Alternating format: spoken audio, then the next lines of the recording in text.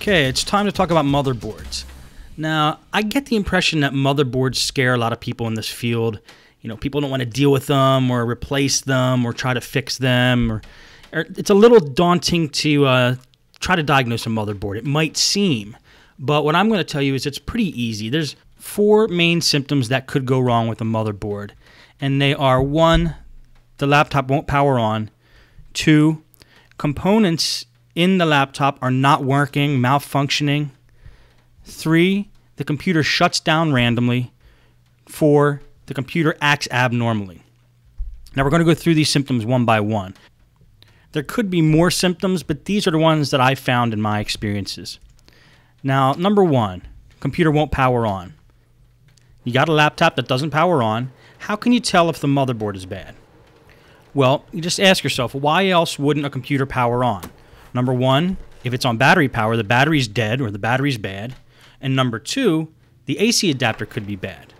So let's rule out number 1. Pull the battery out. Keep the battery out of the computer for this test.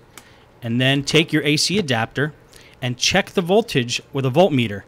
And I'm going to show you how to do that right here.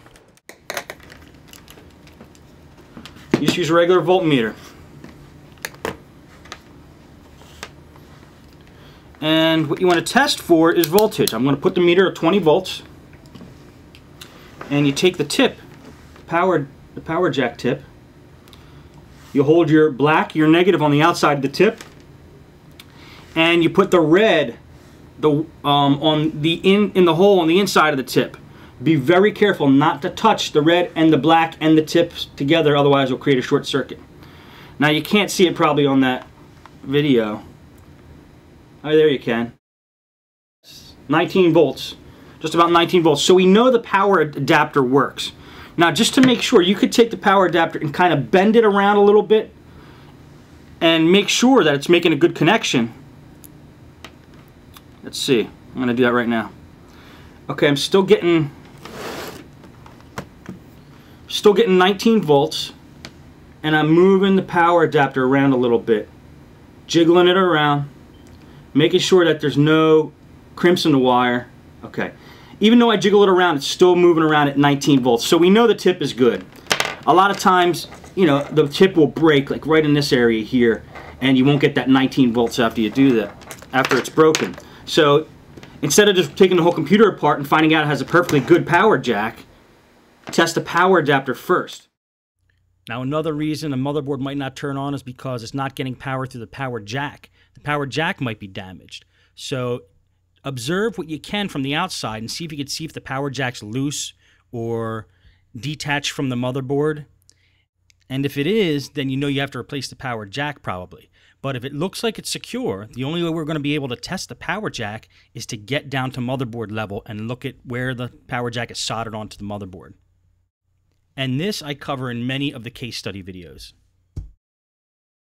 Now, there's a few other things that might cause a motherboard not to turn on or a computer not to turn on.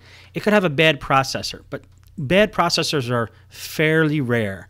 I would say 1 out of every 75 computers I work on, it's the processor rather than the motherboard that's bad. And also there's like maybe the power button on the actual laptop is broken or something mechanical like that. But again, that's unlikely, but you could check those things too. Okay, number 2, components in the laptop won't work. For example, a CD drive or a wireless card don't show up in Windows, or they're not working properly. Well, that could possibly be a motherboard, but the way to test that is to replace that component. If your CD drive's not working, replace the CD drive.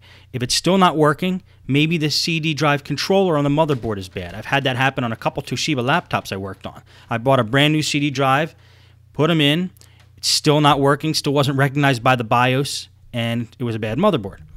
Now, HP also had a problem with their wireless cards, but it wasn't the wireless cards that were bad, it was the actual controller on the motherboard that controls the card that was bad. I think it was positioned next to a chip that got real hot, like the graphics chip or something like that on the motherboard. So if you have a laptop with components not working, and you replace the components and they're still not working, then you might have a bad motherboard. Now, how do you rule out if Windows isn't causing this problem or the operating system's not causing a problem? Well, test it with a different operating system. This is always a good test of a motherboard using like a Linux distribution like Knoppix, or using the Ultimate Boot CD for Windows. These are both bootable CDs, and it's essentially testing the hardware of the laptop because you're running it on a different operating system. Last thing to try if components aren't working and you suspect it's your motherboard, flash the BIOS of the motherboard. Maybe the BIOS got corrupted somehow, and since the BIOS is handles the basic functions of a computer, maybe it's not doing its job and causing some abnormal activity in the computer. Okay, number 3, computer shuts down randomly. Now this is a common symptom of a computer overheating. So let's make sure it's not an overheating problem. And how do we do that? Well, what I do is I take a can of compressed air and I blow it into the laptop in the bottom where the fan is, and also in the heat sink on the side of the computer. If you do this, you might see clouds of dust come out, and that's a good thing, but you want to make sure you get all the chunks out of the laptop before you turn it back on, because those chunks of dust that might still be stuck in there might cause the fan blades to actually stick. I go over this in the case study videos, and several of them. Watch how I do that there, and you can see in action, cleaning out a laptop and getting all the dust out of it. Now, once you get the dust out of a laptop and you're sure that the fan is spinning and the airways are clean, if the computer keeps shutting down after this, you can be pretty certain that it's not the CPU overheating that's causing the problem, but a problem with the motherboard.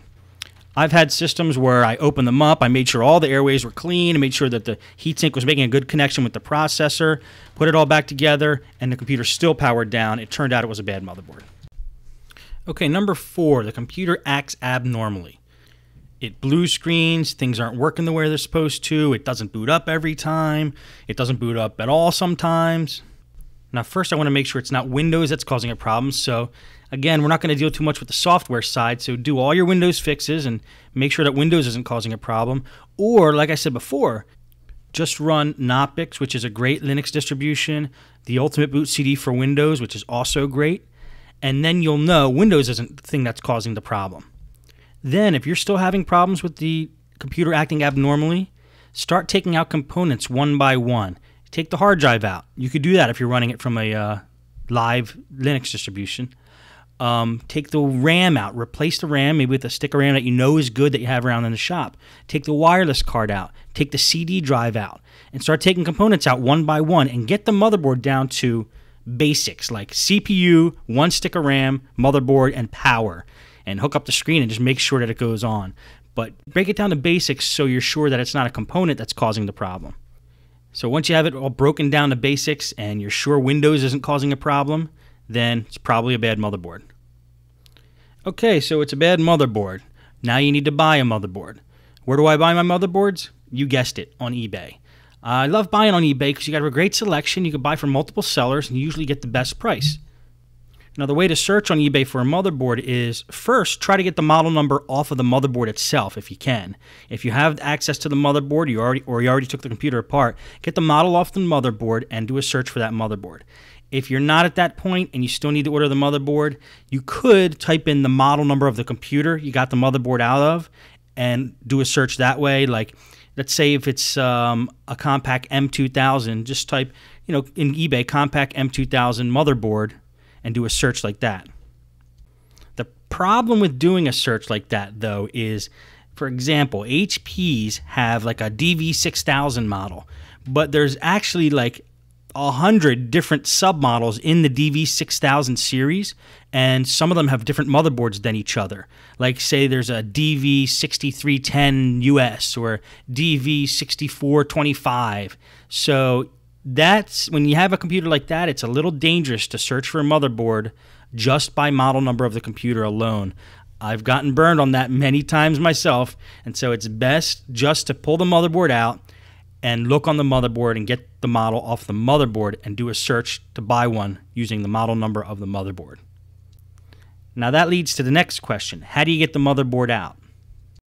Well, that's what all the case study videos show you. A lot of them involve bringing the laptop down the motherboard level when we're doing a repair.